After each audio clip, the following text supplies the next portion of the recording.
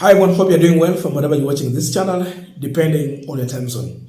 Now, just like how it was reported in all the newspapers today, there have been massive killing of Kenyans in this country by those in authority. The regime has resorted to solving the problem through claiming people's lives. Looking at what happened in Githurai 45, the videos are spreading all over. You can see them.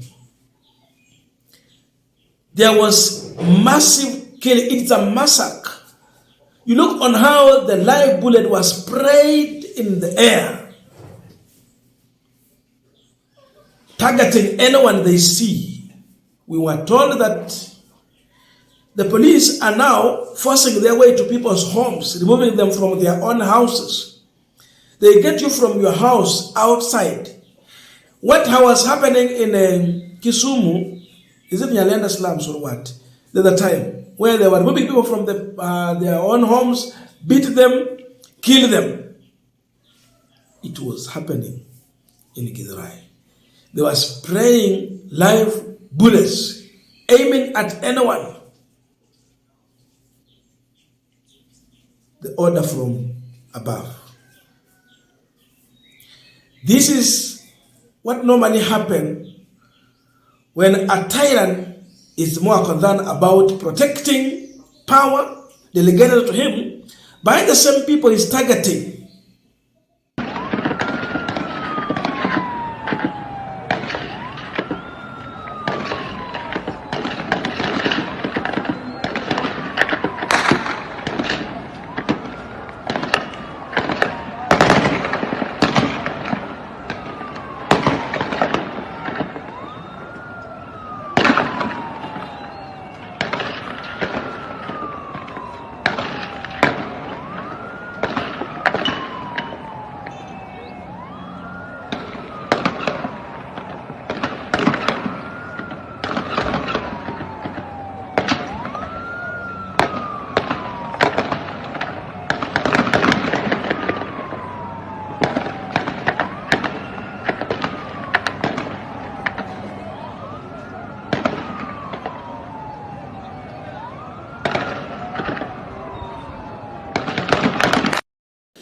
Now, we know William Ruto released a press statement, and in the entire statement, which we have already discussed, there was nothing that brings the country together. There was all a lot to divide this country even more.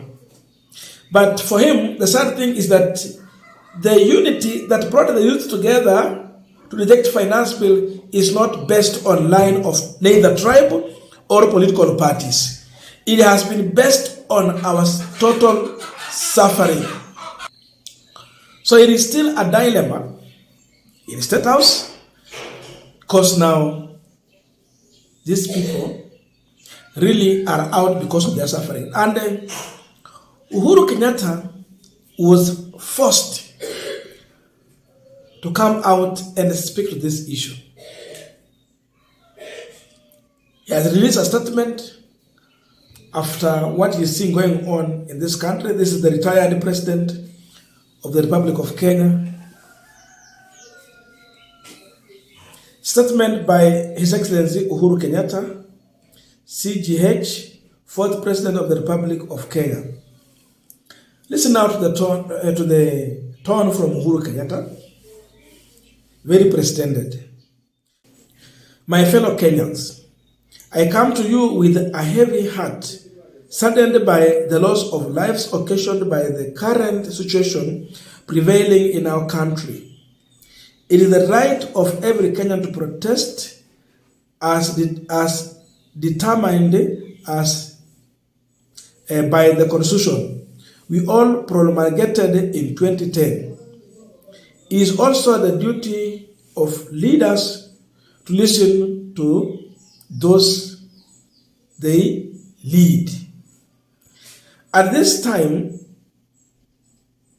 for our country, I want to remind all leaders that they were elected by people.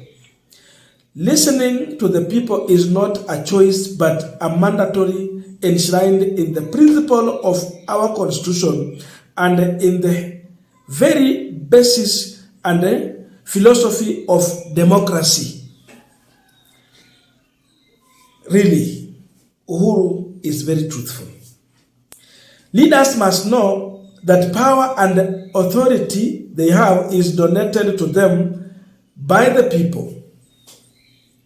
I therefore call for calm and for the leadership to show restraint and do the right thing by listening to the people and not be antagonistic to them.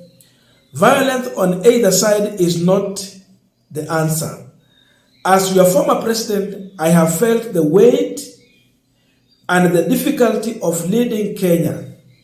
I therefore pray for wisdom and civility to be established and for peace and progress to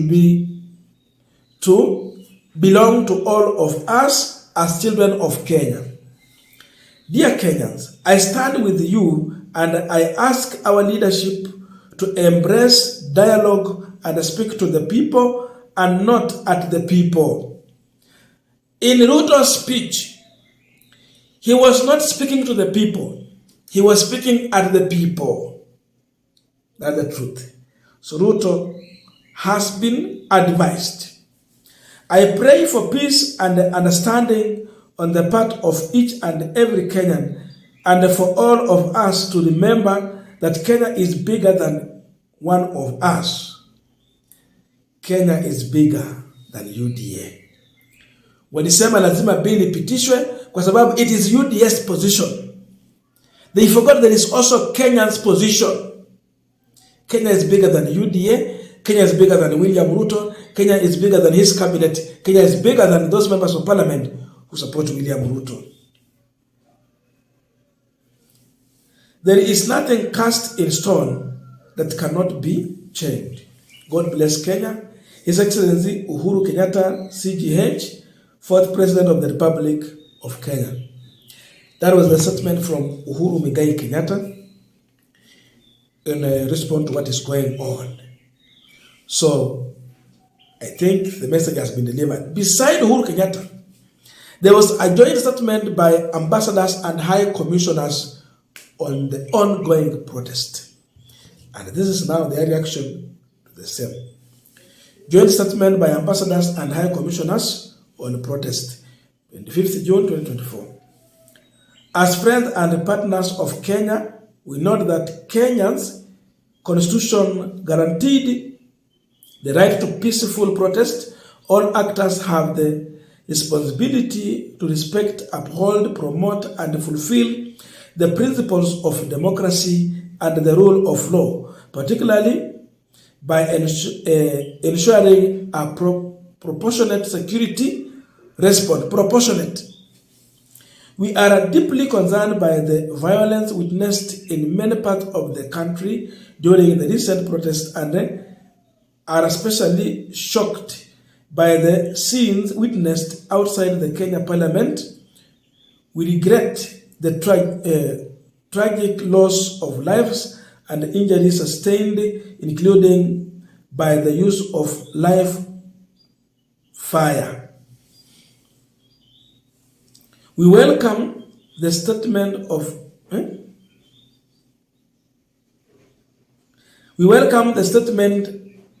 released by Honorable Chief Justice Martha Koome and are deeply concerned by allegation of abduction of protesters. Remember, people were being abducted to be silenced. So hata mtu mwenye alianza kuharibu maandamano ni serikali yenyewe. Sasa mtu akujilaumu hapo mwanzo tuanze ni serikali. You abduct people, you don't listen to them. These people were only carrying bottles. In fact, there is a discussion here about that they came armed with the firearms, but we were only with bottles. So he is a criminal. Ruto referred to protesters as criminals. Between the police who got order from above and the protesters who were only with the bottles and placards. Bottle of water.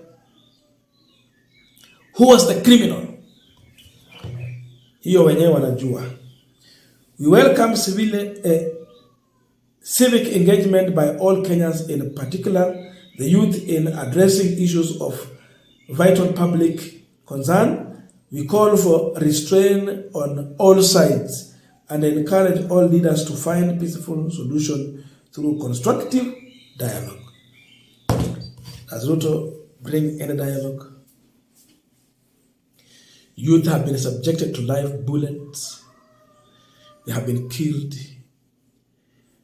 And that is the order of the day. The president has refused to listen. When you complain, he responds with bullets. When you complain, he responds with bullets.